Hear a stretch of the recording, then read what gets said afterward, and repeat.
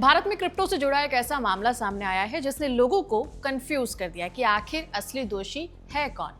देश के बड़े क्रिप्टो एक्सचेंज CoinDCX के फाउंडर सुमित गुप्ता और नीरज खंडेलवाल पर 71 लाख रुपए से ज्यादा के फ्रॉड का आरोप लगा है। मुंबई के ठाणे पुलिस ने 22 मार्च को दोनों को बेंगलुरु से गिरफ्तार भी किया। शिकायत एक इंश्योरेंस एडवाइजर ने की थी, जिसका कहना है कि अगस्त 2025 से लेकर फरवरी 2026 के बीच में CoinDCX के नाम पर उसे फ्रेंचाइजी दिलाने और हाई रिटर्न्स दिलाने का झांसा दिया गया। फिर उसने धीरे धीरे करके अपने 71 लाख रुपए उससे ले लिए। लेकिन आखिर ये पूरा मामला क्या है, कैसे शुरू हुआ और यहाँ तक कैसे पहुंचा, इसे समझते हैं हमारे इस वीडियो में। नमस्कार, मैं हूं डिम्पिका और आप देख रहे हैं खबरगांव। सबसे पहले समझ लेते हैं कि CoinDCX है क्या।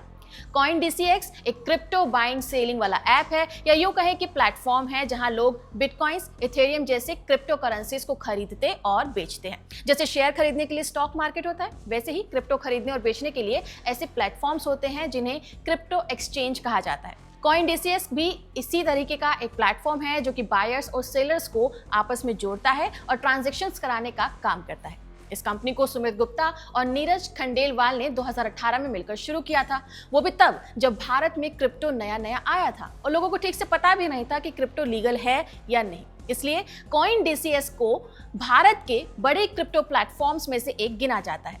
अब बात करते हैं इस फ्रॉड की। महाराष्ट्र के ठाणे में एक इंश्योरेंस एडवाइजर था, यानी कि ऐसा व्यक्ति जो लोगों को इंश्योरेंस और दूसरे फाइनेंशियल प्रोडक्ट्स में इन्वेस्टमेंट करवाता है। ऐसे लोग हमेशा नई इन्वेस्टमेंट के ऑप्शंस ढूंढते रहते हैं ताकि खुद भी कमाएं और अपने क्लाइंट्स की इन्वेस्टमेंट भी करवा सके। पुलिस को की गई शिकायत में इस आदमी का कहना है कि इसे कुछ लोगों ने कॉन्टैक्ट किया और कहा कि वो CoinDCX से जुड़े हुए हैं।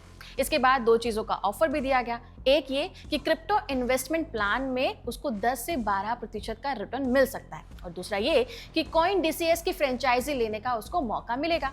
अमूमन जब कोई कहता है कि किसी बड़ी कंपनी की फ्रेंचाइजी मिल सकती है तो लोगों को लगता है कि ये एक सेफ बिजनेस है। ऊपर से हमारे देश में तो पहले से ही डोमिनोज हो गया, मैकडॉनल्ड्स हो गया, रिलायंस हो गया, ऐसी बड़ी कंपनियों के फ्रेंचाइजी का मॉडल काफ़ी पॉपुलर भी है। इसलिए फ्रेंचाइजी शब्द सुनते ही लोगों को लगता है कि ये काफ़ी सही और भरोसेमंद अपॉर्चुनिटी होगी। बस यही भरोसा यहाँ भी बनाया गया और यहीं से पूरा मामला शुरू हो गया। स्कैमर्स ने इसी माइंडसेट का फायदा उठाया। धीरे धीरे करके उस आदमी ने अगस्त 2025 से लेकर फरवरी 2026 के बीच में करीब 71 लाख रुपए से भी ज्यादा का ट्रांसफर किया। लेकिन कुछ समय बाद उस आदमी को ना तो फ्रेंचाइजी मिली और ना ही कोई अच्छा रिटर्न। तब उसे समझ में आया कि शायद उसके साथ धोखाधड़ी हो गई है। इसके बाद उसने पुलिस में FIR दर्ज कराई और उसमें नाम लिखा गया CoinDCX का। कंपनी के 2 फाउंडर्स के अलावा इस शिकायत में 4 और लोगों के नाम दर्ज किए गए हैं। पुलिस ने FIR के बेसिस पर बेंगलुरु से सुमित गुप्ता और नीरज खंडेलवाल यानी कि फाउंडर्स को गिरफ्तार किया। बाकी 4 लोग गायब बताए गए। लेकिन ट्विस्ट तब आया जब CoinDCX ने कहा कि FIR में लगाए गए आरोप गलत हैं। उनके फाउंडर्स का इस फ्रॉड से कोई लेना देना नहीं है।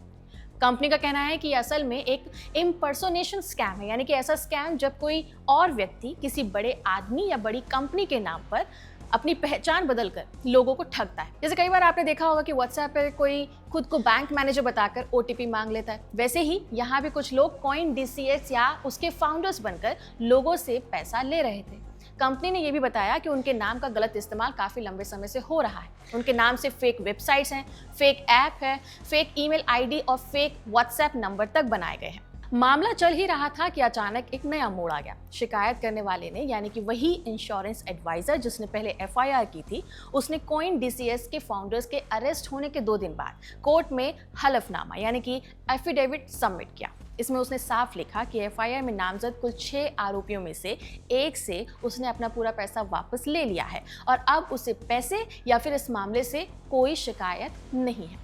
इस हलफनामे से केस का एंगल पूरी तरह से बदल गया।